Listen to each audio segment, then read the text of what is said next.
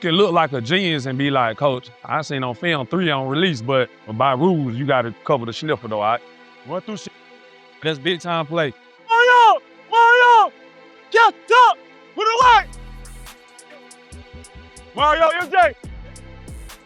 Bro, quit being lazy. He saw his, don't give him a chance. Hey, going down. Hey, welcome to the suite. Hey, welcome to Suite 42, where you're more than a spectator, you're part of the conversation. I'm Morgan Burnett, retired 10-year NFL vet, Georgia Tech alum, current high school Georgia football coach. Alongside of me is my co-host. Call me Juwan, 10+ year Georgia high school football coach. Here we are sitting in the suite. Come take a seat with us. Hey, welcome to the suite. Hey, Juan, you know what I'm saying? High school football is here now, right? It's upon us right now. Just kicked it off, and Georgia was the first state to pop it off for the whole country, right? And now that was part of the whole Corky Kell Classic. That's a big thing in the state of Georgia. Play like week 0, like week -1. You feel me? So play way earlier than normal. That kicks it off. So the very first game that started off for high school football was South Gwinnett versus Lanier in the Mercedes-Benz Stadium. And we had South Gwinnett. They came away with a really big win on a really big stage against a Lanier football team. And South Gwinnett was led by, I really think that this kid is underrated, but I think that this kid is a really good football player, really good leader for his team, and I'm talking about C.J. Peoples. He won MVP of the game. He led his squad. He had command of his squad, and I think he's been doing that since he stepped foot on campus, alongside with guys like Cole Hendon, his #1 target. And then you had the running back, Thomas Morris.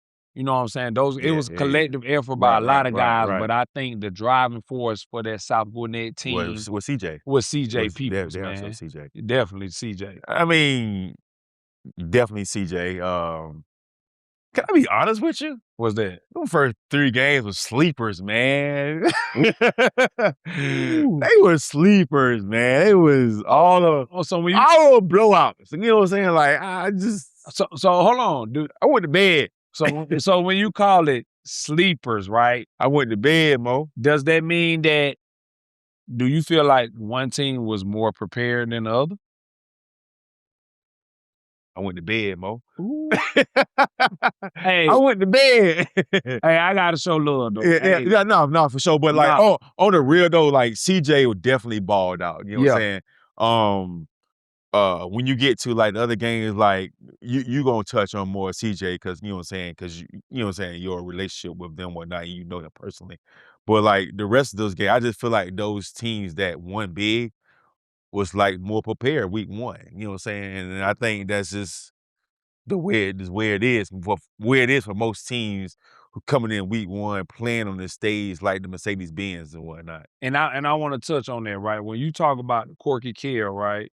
The Corky Kell, you have that opportunity to play in the Mercedes-Benz. Yeah. And Mercedes-Benz is like a kickoff location and it's a state championship, but it's also the home of the Atlanta Falcons. So you have a lot of these high school kids that may have either sat in the stands and watched the Falcons compete, or went to an SEC championship game, went to a Chick-fil-A kickoff, or just they never been in a professional stadium. Right. So when you get that opportunity, those lights can be really bright. Very bright. You know what I'm saying? Very bright. Very bright. But I think that when South Gwinnett came into that game, they were locked in, man. And I think that's credit to, when you talk about the leadership of your team, you look at the leadership of your team, you look to the quarterback. It starts quarterback. It starts with the quarterback. And I think C.J. Peoples has been dialed in since day 1, man. Hey, he put on the show. He put on the show, man. And I think he's going to continue to put on the show, man. The kid is committed to Kennesaw State, which I think they got them a really good football player. They got a receiver in his top target. And I just think, man, just watching him in 7-on-7, just seeing his the way the ball jumps off his Yeah, he can hand. spin it. He can I spin it, seen him. but He can spin it. He can he can spin it. spin it. Baseball player, Yeah. just throw it out there. Baseball player that's a switch hitter. You feel what I'm saying? Like, that's who you got leading your troops at the quarterback position, man. I think he really set a tone for his team. He set a tone for the state to pop this high school season off. And I feel like Georgia high school football have a lot of talent in the state, a lot of great teams, a lot of great coaches, right? And that's the beauty of Corky Kell, because we get to see those You matchups. can highlight it. You can highlight We the can dog. highlight those Yeah. matchups that we didn't see. So on top of that, we had the South Gwinnett versus Lanier. South Gwinnett came out on top. And then we go into Brookwood versus Cambridge, right? And I know I'm going out a little out of Yeah, order, out of order, because yeah. it's a little out of order, Yeah, but yeah. let's tap into the Brookwood versus Cambridge game.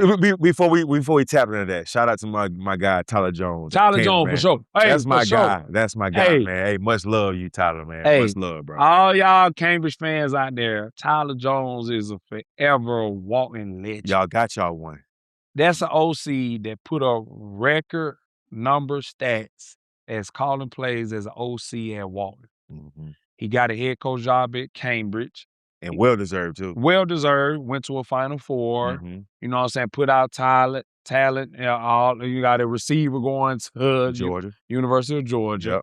You know what I'm saying? But shout out to Tyler Jones. But they ran into kind of like a stat squad. I would say more experienced squad in Brookwood. Yeah. You know what I'm saying? Like, you talk about a running back, Braden Tyson.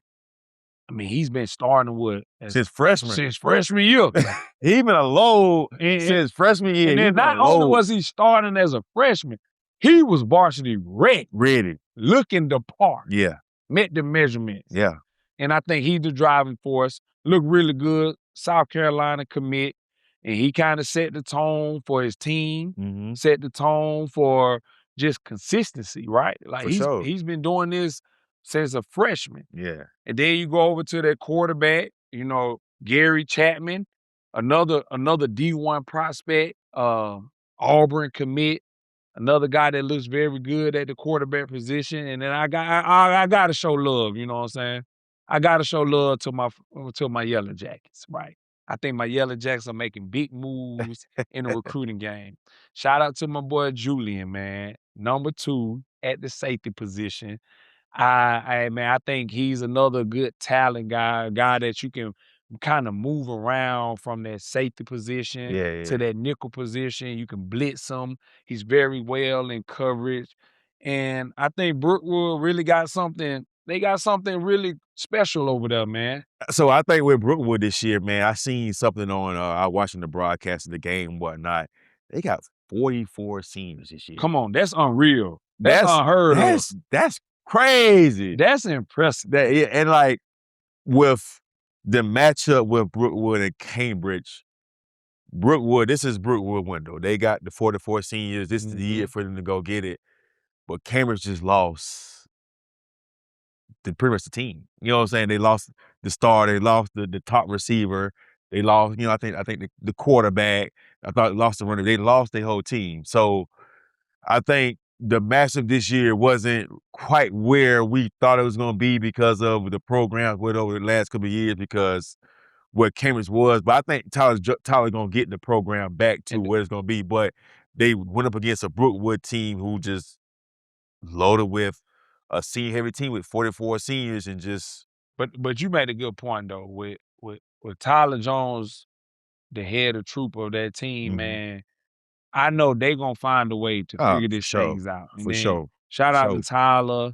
Shout out to Tim Jennings. Shout out to Sam Ledden over there, man. Like, they got the coaching staff, right? For sure. And they gonna figure this thing out because if I'm not mistaken, Walton was in that same position. Definitely. Last year, McKeitron put up 50 points. And here it is, Walton makes a deep run in the playoff and goes to the Elite 8, right? Yep. So now that goes to my next group, right? I know I skipped over them, but this North Gwinnett team versus this Grayson squad, that was like the box office matchup, right? I'm telling you. The box office, just think about the history. Well, I wouldn't say box office matchup, But I would say that Walton and Roswell probably box out naturally. I can give you that, but the thing about that, like Grayson though, right? Yeah. Grayson just they come off a state It's a championship. it's They a come good off a brand. state championship with Tyler Atkinson 2 years ago. 2 years ago. Yeah. Their head coach leaves, Went to Gainesville. goes to Gainesville. They got a new head coach Yeah. in the running. That's head coach everybody wanted too. That's what they wanted, that's right? What they wanted. Yeah. The community wanted this head coach. Yeah. So Grayson has an expectation of this is championship or bust. You know what I'm saying? They got the dudes. They got the dudes, and then you run up on a North Gwinnett squad, led by Jake Godfrey.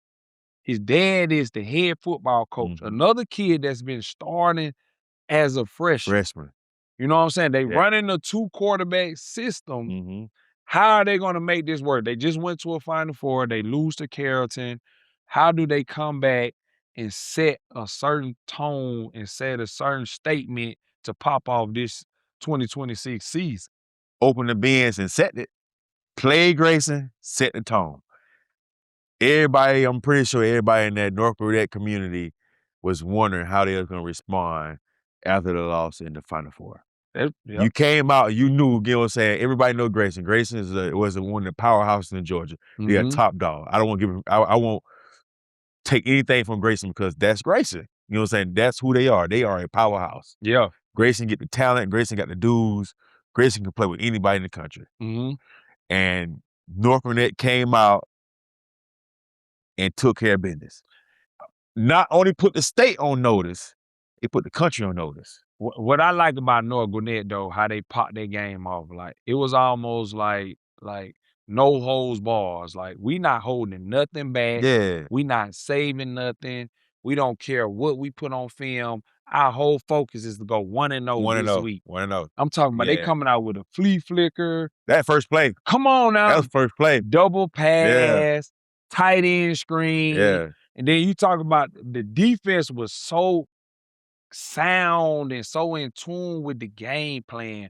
And then you talk about and they led by Jake Godfrey, man, a NC State commit. Everybody knew who the studs were on the team, and he showed up. You talking about a sack, a pick six.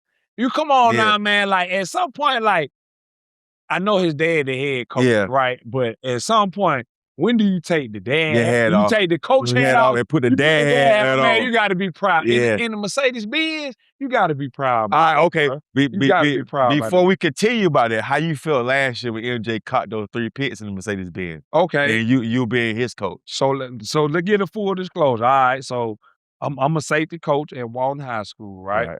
My son, MJ Burnett, he plays safety. I coach my son.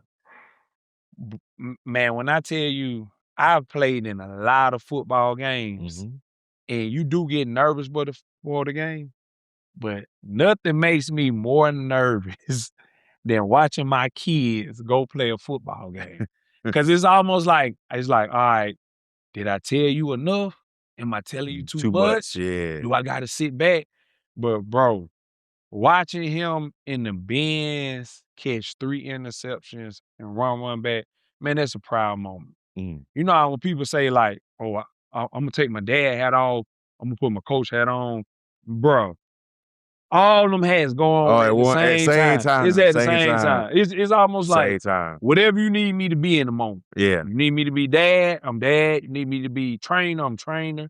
You need me to be a listener, I'm listener. You need me to be hard on you, I'm gonna be hard on you. Right. You need me to be more comfort more, I do that. Right. I just feel like, bro, that was a special moment for me.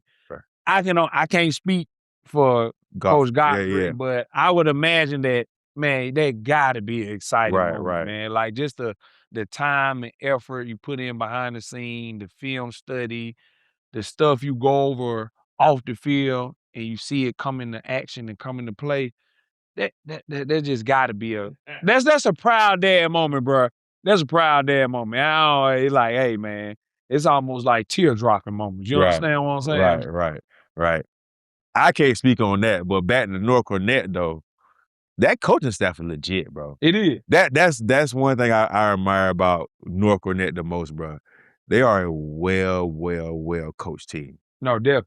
No matter who they play, no matter who on the roster, we played. I've been coaching that Walton for 10 years now, man. Like, we even played North Gwinnett over the years. And every time we play North Gwinnett, they are a well-coached, prepared team every time we play them. But even give North Gwinnett credit, though, like, people don't understand the amount of talent they put out, not only just in college, but the amount of talent they put out that's in the NFL. Guys that go to the NFL, man, you know what I'm saying? It's so many. Like, you had a guy tonight. You had Goodson playing tonight for the Falcons in the preseason. Right, yeah. You got Josh Downs. You got Josh Downs. You got Jared Cook. Hey, man, like, I witnessed Josh Downs, bro. We went up there 2 times, I think, back in, like, 2019, man. They put it on us, man. And, like, when I say Josh Downs was that guy, bruh, Josh Downs was that guy. Hey, Gwinnett puts talent out. Oh, I yeah. got to give credit to Yeah, hotbed recruiting. Yeah, they recruiting hotbed. All right, hotbed. So now let's move to our next game, right? And this one could be a little bittersweet. Yeah, it hits home a little more. But for the professionalism, we got to keep it neutral to the best of your ability. I'm gonna try. Roswell versus Walton. You feel me? That capped all the game in the bins. And shout out to the best game of all 4 in the bins. Hey, shout out to Walton. You know, just the way that program is built. You know what I'm saying? Led by Daniel Bruner. I got a great coaching staff, and just the fact that, you know what I'm saying, I got to. Hey, you talking like you're not in the staff, though. Hope, you know what I'm saying? Could be a little biased. Yeah. Great coaching staff, great players. They in the bins every year, man. But also, I want to tip my hat off to Roswell as well, man. Nah, for sure. Man, that's a well-coached group. For sure. I think, man, those guys play hard. Don't quit. They don't quit, man. Just the flow of that game where it looked like where we had things in control. They bounced back. They found a way to come away to get stopped, found a way to make plays, man. Shout out to Justin Houston over there. Another great Georgia talent. His son is a freshman receiver. I think he's going to be really good. Shout out to Darryl Smith, a Georgia Tech legend. Like, they got the coaches over there. Yeah, for sure. Man, they were very well-coached team. They play hard. They're a physical team. They have D1 prospects over there. And I got to tip my hat to them, man. They found a way to get the dub, man. You got the quarterback, Matthew. He came away with like 3 touchdowns. But I got to shout out to Jackson Holly, man. I got to give my respect to him. The Florida State commit. He made game-changing plays. Bro, he made that pick 6. Took all the momentum. It took a momentum. It was a game changer. Yeah. I got to tip my hat to the kid, man. The kid played hard. He was MVP of the game. Was he? He was MVP. You know what I'm saying? No. I'm saying that because once the game was over, I'm out of there. No, I was out of there, bro. I was out of there. Much. Yeah, no, but like, no. I'm not saying nothing towards him. It was more so I didn't know who the MVP was. No, Jackson won MVP. Jackson, he was a game changer. Yeah, he played for sure. lights out. But I also want to shout out that Walton team, though, right? And it is only rightfully so that I do. You know what I'm saying? I think that Walton team, they got a real good group over there. You know what I'm saying? I think you judge teams about now. It's not how adversity hits; it's how you respond to it. Right? It's still early. It's one game. We just talked about how Walton lost to Corky Kell last year, ended up in the Elite 8. So it's how do they respond? And I think they got a lot of great talent over there, led by MJ Burnett, a 2-way player for them, Aiden Opore, the Peacock brothers, Christian and Jordan, and another talent in Mario Dixon. I think that's another great talent for those guys over there. So I think that Walton is a very well-coached team. I think they're going to be fine. And that's another thing I want to say is, like, you can't hang your hat off 1 week. 1 week, yeah. Right. So the teams that's won, that's outstanding. Yeah. Now, how can you continue that? Right. The teams that lost, how do you respond? Like, it's a 10-game season. One game don't define who you are. It's how do you respond. You feel me? So it's just a matter of just bouncing back, man. But I think Corky Kell is a great thing that they got going. I wish they add more teams to it, and there's still more teams continually adding to the Corky Kell.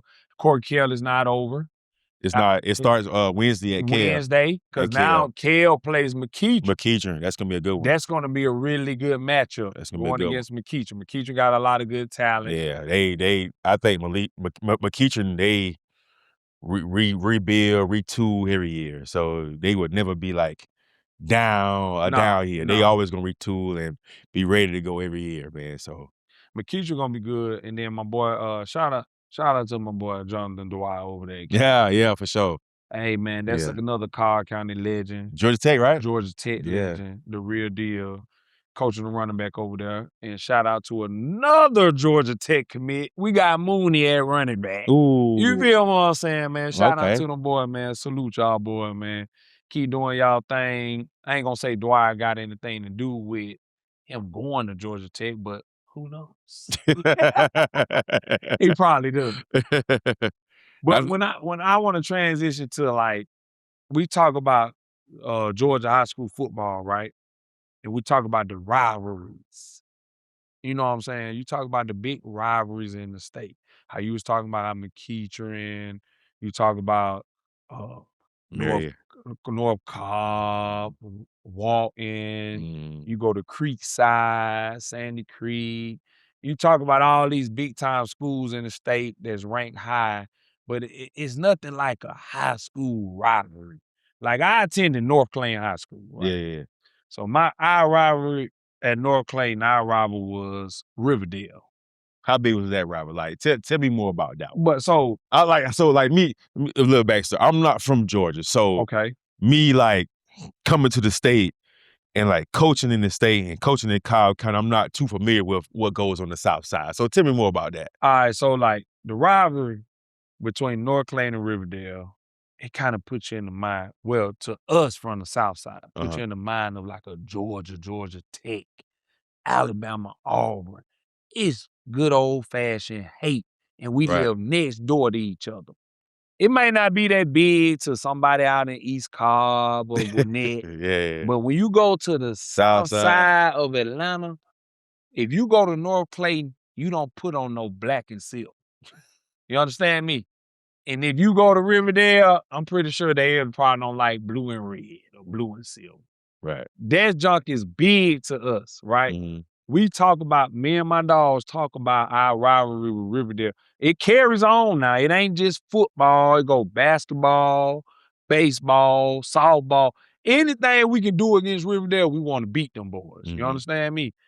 That's how big rivalry is. And I'm pretty sure that's everywhere. Yeah. But that's the fun of it, though, right? Right. It's the rivalry of it. So what's your thought on rivalries in football? Because some rivalries are not as tradition, right? Like, if you think at Walton traditional rivalry is Pope. But is that really a rivalry now? Nah. Not really. Who would Walton rivalry be? Probably North Cobb. Yeah, I think with North Cobb being in our region for X amount of years, I think that would be our rival. I would think that coaching at Walton and being at Walton for 10 plus years, I would think North Cobb, but you might get some North Cobb folks like, they're Walton out, right? We beat them every year. You know, bro, don't start that because you know what's up. And we'll see you in October. They don't get bad the second round. Hey, I ain't said it. But I some truth. Hey, but yeah, I think with Walton, I think our rival is North Cobb. That's the game you mark on the schedule every year. That we do, and that's what I heard from over there. That what they do over there. They mark Walton on the schedule. They want to beat Walton, no matter what. No matter if we lose in the first round, we going home in the second round. But guess what we did? We beat Walton though. All right. So check me on this. All right. So if you a coach, what's more important? Is it more important to beat your rival and win the region? Or is it more important to you to possibly lose to your rival but go further than them in the playoffs? Losing my rival and go further in the playoffs. Why you say that? Because I feel like I accomplished more this season than just losing my rival. Because at the end of the day, if I lose my rival, that's not the state championship. If I lose in the state championship game, I had an opportunity to play in the state championship game and win it. All eyes Even though, yeah, all eyes on me, you know what I'm saying? Nobody don't remember what I did in regular season. They all remember what I did in November. Okay. Yeah. Okay, so we talk about rivals, right? And we talk about let's just talk about the state of Georgia, though. Mm-hmm. Let's get on the state of Georgia. And we talk about competition in the state of Georgia. Mm-hmm. And you're not even from Georgia. I'm not. You from South Carolina. South Carolina. In your opinion, where is the state of football? Or I'm just talking about the state of football, competition-wise, rivals, talent. Where do you think the state of Georgia sits in the country? Pretty high, man. I think with Georgia, man, I think the whole rival thing is getting disrespectful. Do you see like the Marietta kids standing on the McKeecher helmet? Yeah, now that's wild. Like that is, bro. First of all, how do you get a McKeecher helmet? Hey, but now to piggyback off that, I think that it goes back even on the 7-on-7 scene, right? Yeah. I feel like for one, the 7-on-7 scene has got way out of hand. I think kids today really believe that it's a circus, dog. They think the ultimate respect is disrespect, Yeah. right? And I think that's how they feel they get attention. That's how they feel they get knowledge. But acknowledge, let me correct that. But I think that the 7-on-7 scene has got out of hand that these kids get so disrespectful. Even if you listen to the way they talk, Mm-hmm. you know what I'm saying, the way that they all about showboating. Mm-hmm. But you know what I'm saying? It was like at one point in time, you remember they used to say the saying, let your past do the talking. Yeah, his past do the talking. Act like you've been here before. Right. Like when I score a touchdown, act like it's cool to have fun, but more so celebrate with your teammate. But most of them have never been there before. Yeah. And you know what? And like they never been there before, but they need them clips for social media though. They need it for the gram. I never been here before, but while I'm here, we're gonna get this clip for the gram. Though, social media, I don't want to see the kid that catch the touchdown and flip the ball back to the ref and go chest bump his teammate. I want to see the kid that pointing in the kid face, that's over here talking about tapping his head, talking about he's too little. Like that's what it's getting to. Yeah, that's what it is. And now you get to where you're getting out of pocket, where you get a McKeecher helmet at the stand. Bro, like helmet. Like, if anything, I'm not trying to create bulletin board material. Bro, that's bulletin board material. That's straight bulletin board material, bro. Like, hey, bro, and listen, he better stand on every inch of that helmet. You got every inch of that hate, every inch of that rival when they drop that ball down, they play. You got to. Because you got to stand on it. You got to, because now they go back to my point. Like, Georgia high school talent is very competitive. Very competitive. Mm-hmm. Like, if you go through each year for the past, 4 or 5 years, I guarantee if you go through all 22 positions, I'm talking about from offense and defense, you're going to have a Georgia kid that's ranked number 1 at one of those positions. No, for sure. You see what I'm saying? For sure. So, and no knock on the other states. Yeah. I feel like the other states have great football. You should feel proud about your football. Yeah. But I think in the state of Georgia, you can come to the state of Georgia and find whatever you're looking for. Whatever you need is here. And I think that the talent is where it need to be. Mm-hmm. It's where it need to be. I think the coaching is good. Mm-hmm. Some areas we can improve, but I feel like the coaching overall in the state of Georgia is really good. Competition is really good. And talent is at a real high right now in the state of Georgia. Bro, you hit it on the head. Like, whatever you need here in the state of Georgia, especially Metro Atlanta, you can find it. Yeah. Whatever you need, not even football. You can go basketball, baseball, soccer, swimming. For real. Golf. You can come to Metro Atlanta and you can find whatever you need here. I promise. You're going to find whatever you need, bro. And that's why I feel like the direction of where high school football is going in the state of Georgia. The arrows are pointing in the right direction, and I love the fact of the coaching, like the coaching of where Yeah. high school football is going. Because just think about the coverage of high school football, Mhm. right? Like, I feel like high school football coverage was good. You know what I'm saying? You had newspaper clippings, and the coverage was good. But you think now with social media, you getting like, you know, you get in, like, high school players are becoming household names. Yeah, but so let me get more deeper than that with the Okay. coverage of that. I think, yeah, the coverage is better now, but I think the guys who doing the coverage are lazy.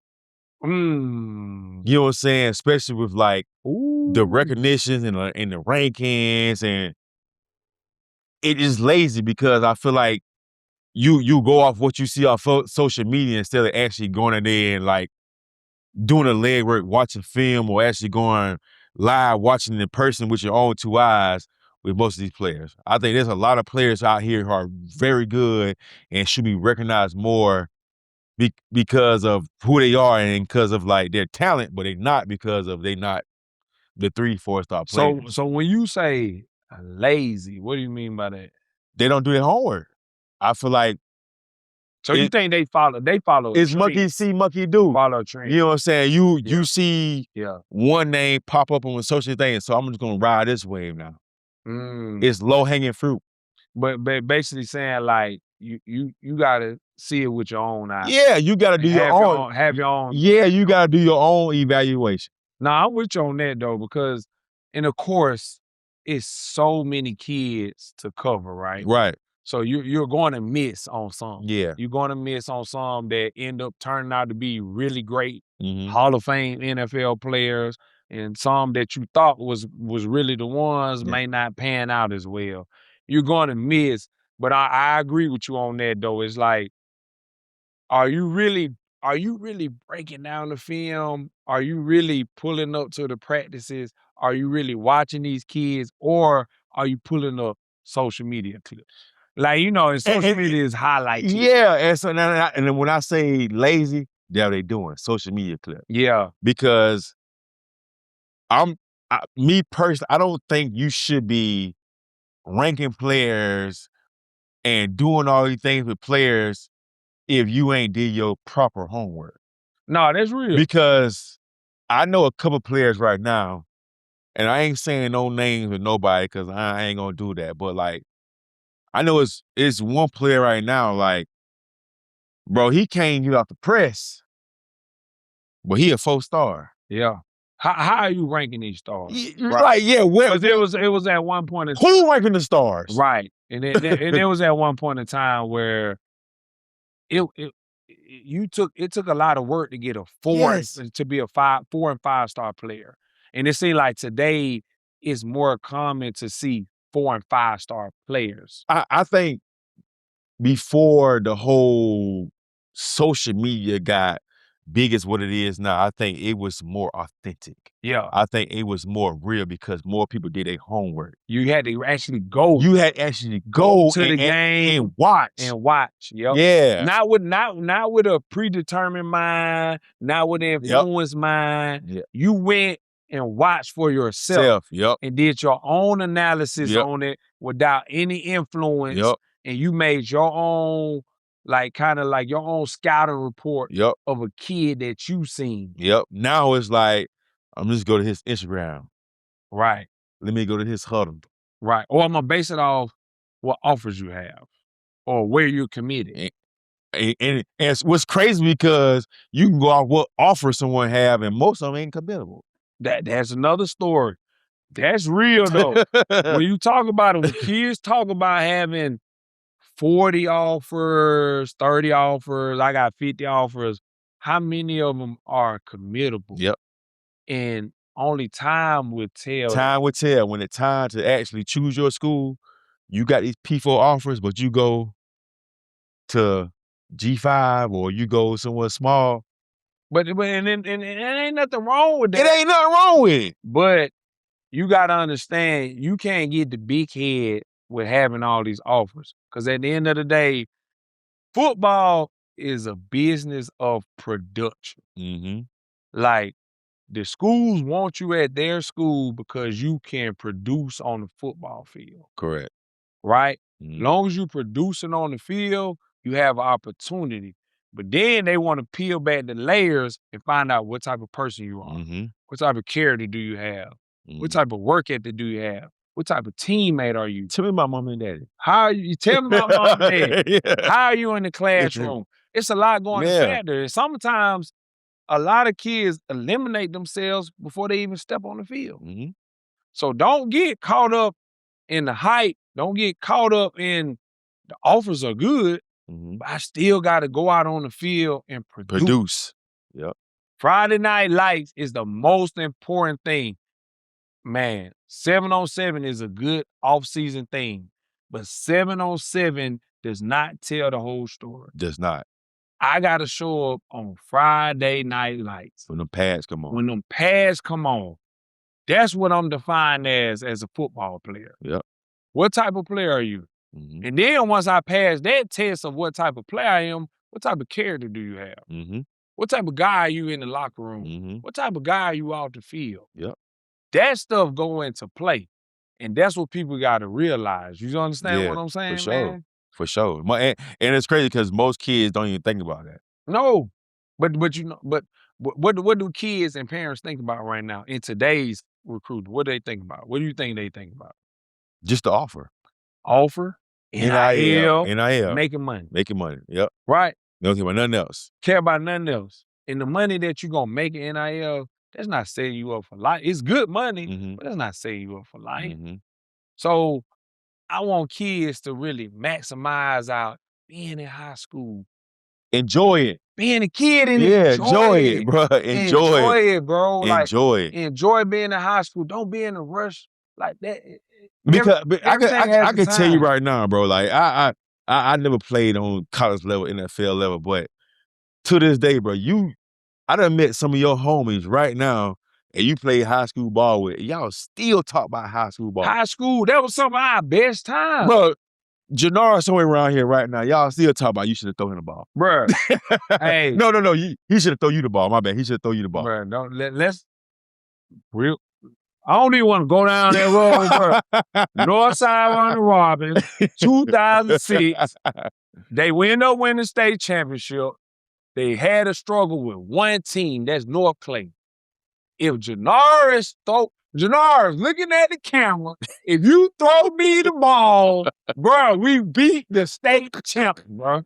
I ain't finna let him go, bro. I told him to throw me the ball. He gonna tell me, that wasn't the read.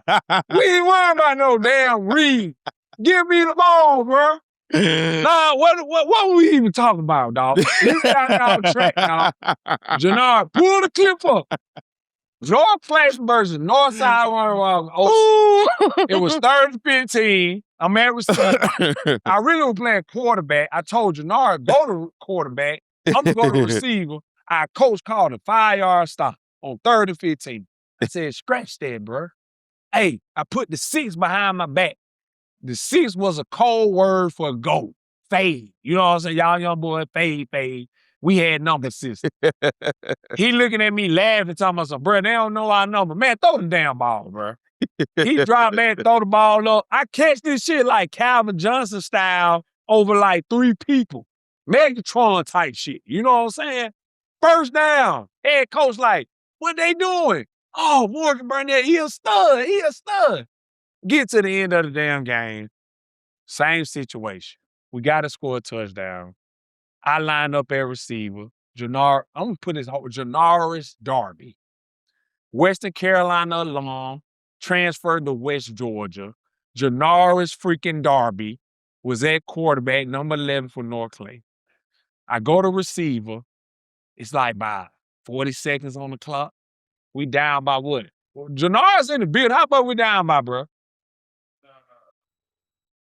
6 points, bro. 6 points. And he didn't throw you the ball? I went to number 3. Bruh, I beeline straight to the damn goal post, thinking this man finna throw me the ball. Bruh, needless to say, he threw it to somebody else that was young and probably shouldn't have threw it to him. I ain't gonna put no names out there. They didn't catch the balls. I went to him calmly too after the game. I said, "Hey, bro, why you ain't throw me the ball, bro?" He's talking about something.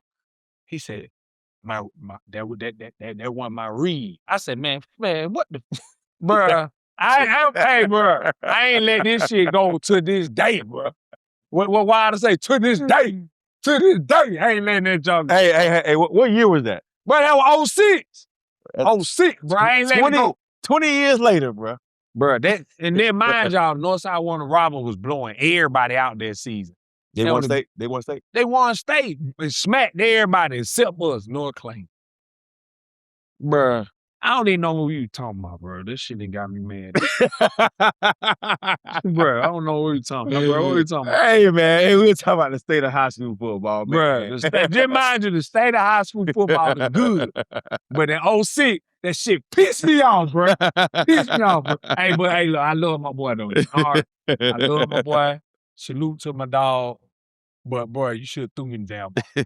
End of discussion. Should have threw me the ball, bro. We probably would have been state champions. What were we talking about, Jordan? You good?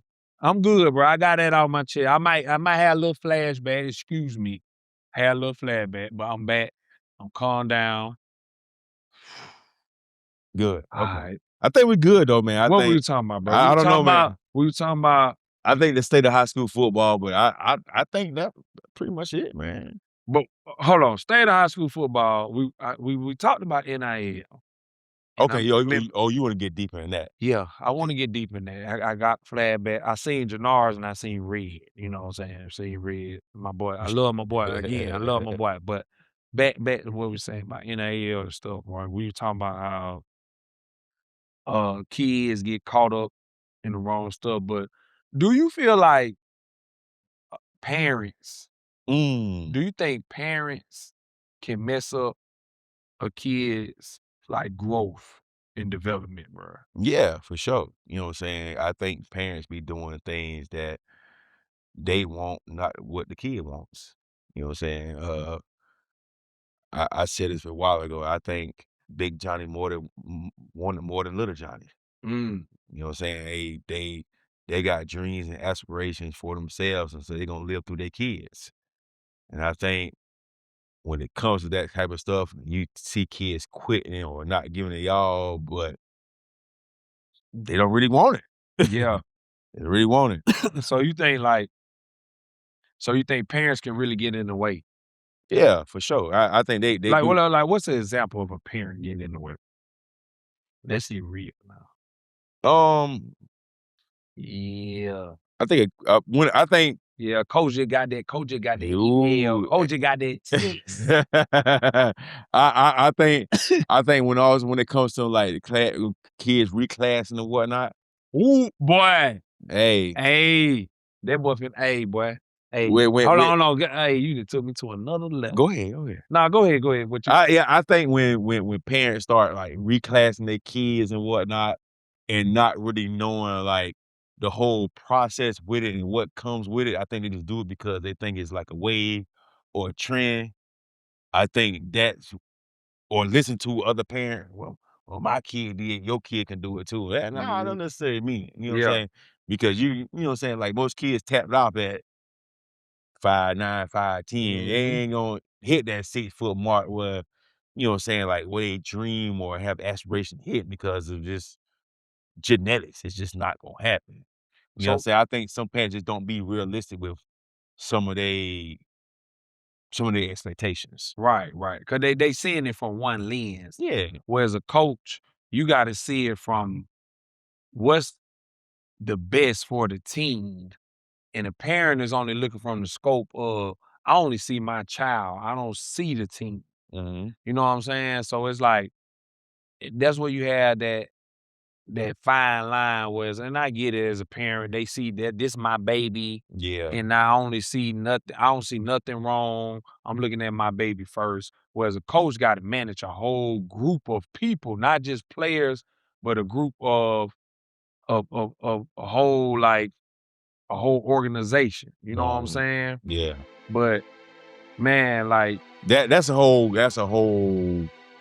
different that can get real deep. That whole reclass thing can get real deep, man.